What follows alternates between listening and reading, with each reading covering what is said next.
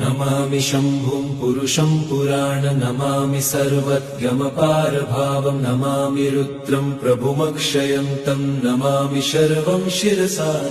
नमामि देवं परमव्ययम् उमापतिं लोकगुरुं नमामि दारिद्र्यविदारणं नमामि रोगापहरणं नमामि कल्याणमचिन्त्यरूपं नमामि विश्वोत्थबीजरूपं नमामि विश्वस्थितिकारणं नमामि संहारकरं नमामि गौरीप्रियमव्ययं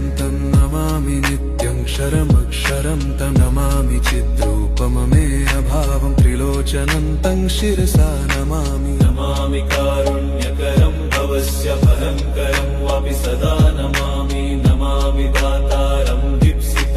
नमामि सोमेशमुमेशमादमामि वेदत्रयलोचनं तं